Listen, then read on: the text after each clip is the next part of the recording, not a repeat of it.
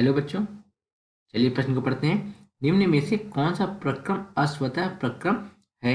देखिए बच्चों, हमें यहाँ पे चार विकल्प दिए और चार विकल्प में हमें क्या करना है, सही विकल्प का चुनाव करना है। तो चलिए बच्चों, देखते हैं मुख्य अवधारणा। मुख्य अवधारणा देखिए, पहले हम ये समझते हैं कि अस्वतः प्रक्रम होता क्या है। जिन जिन परिवर्तनों को जिन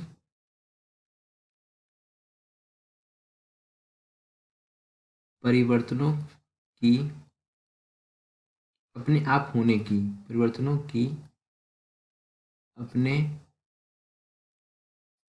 आप होने की स्वाभाविक प्रवृत्ति होने की स्वाभाविक प्रवृत्ति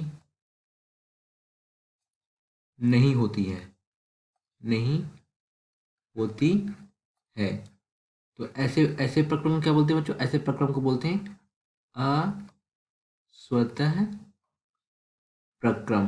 क्या बोलते हैं बच्चों? अस्वतः प्रक्रम। देखिए बच्चों, इसको मैं उदाहरण से आपको समझा रहा हूँ। देखिए समझिएगा, होता क्या है कि जब हम जल, क्या बच्चों, हाइड्रोजन H2 और प्लस O2 की जब अभिक्रिया कराते हैं तो बच्चों होता क्या है, जब इन दोनों गैसों के, ये बच्चों दोनों हमारी क्या है, दोनों हमारी ये गैस है, इन दोनों गैसों के मिश्रण में हम क्या करते हैं, विद्युत स्फुलिंग करते हैं। क्या करते हैं बच्चों? यहाँ पर लिखता हूँ, विद्युत स्फुलिंग। विद्युत स्फुलिंग कराने पर होता क्या है, विद्युत स्फुलिंग कराने पर H2O का निर्माण होता है। किसका निर्माण होता है बच्चों? जल का यहाँ पे निर्माण होता है। तो बच्चों ये इसमें क्या हुआ, एक बार ये अभिक्रिया स्टार्ट हुई, यानी एक बार हमने अभिक्रिया का प्रारंभ कर दिया तो ये प्रक्रिया कैसे होती है बच्चों? अपने आप स्वतः होने लगती है। तो क्या बच्चों, अपने आप से स्वतः होने लगती है। तो यहाँ पे जो H2O, ये बच्चों क्या, जल हमारा क्या है, इसकी अवस्था क्या है, लिक्विड अर्थात ये द्रव है। तो बच्चों ये यहाँ पे 2H2 होगा। तो बच्चों ये कैसी प्रक्रिया, एक बार हमने स्वतः स्टार्ट करी, स्वतः में प्रारंभ में क्या हुआ बच्चों, एक बार हमने प्रारंभ करा दिया तो ये अपने आप स्वतः कंप्लीट हो गया, यानी कि जल का निर्माण यहाँ पे हमारा हो गया। बच्चों यहाँ पर भी क्या आएगा, 2H2 आएगा। तो क्या हुआ बच्चों, ये स्वतः प्रक्रिया होने लगी। तो ऐसी प्रक्रिया को क्या कहते हैं बच्चों? ऐसी प्रक्रिया को बोलते हैं स्वतः, क्या बोलते हैं बच्चे, स्वतः प्रक्रम। क्या बोलते हैं बच्चों? स्वतः प्रक्रम। अब ठीक इसका उल्टा करें, इसका क्या करें बच्चों, इसका अगर उल्टा करेंगे तो क्या होगा, देखिए ये हमारा होगा 2H2O लिक्विड।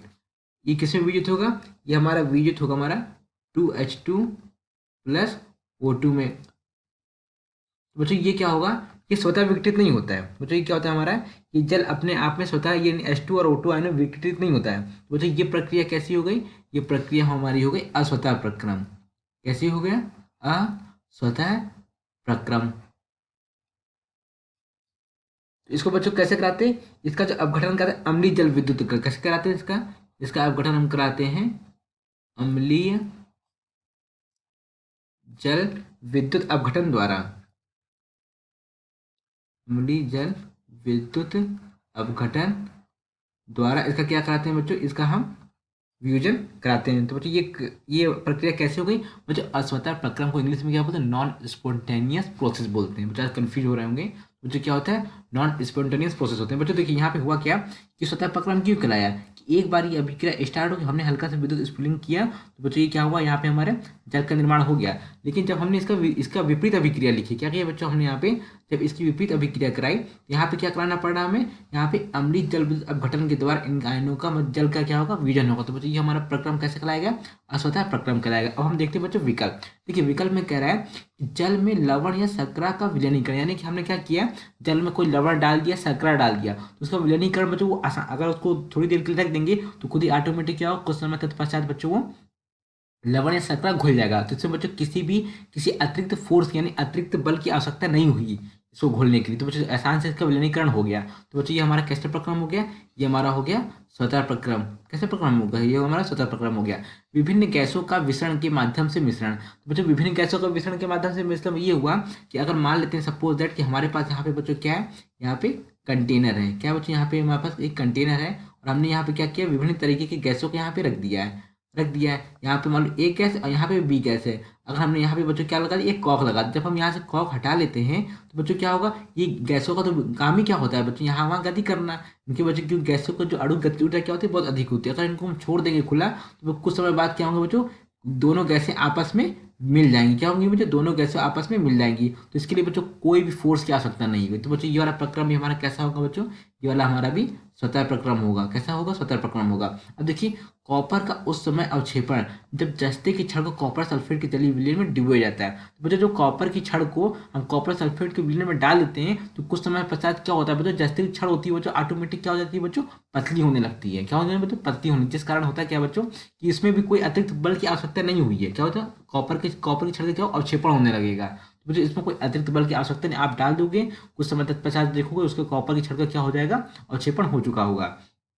तो ये वाला हमारे पास कैसा होगा, ये वाला हमारे स्वतः प्रक्रम हो गया। अब लिखा है कि संपर्क में रखी ठंडी वस्तु से गर्म वस्तु की ओर ऊष्मा का प्रवाह। नहीं बच्चों, ये वाला विकल्प हमारा गलत है। ये गर्म से ठंडी की ओर होता है। कैसा होता है बच्चों, ये हमारा गर्म वस्तु से, अगर हमारा क्या है, गर्म वस्तु से ठंडी वस्तु की ओर ऊष्मा का संचालन होता है।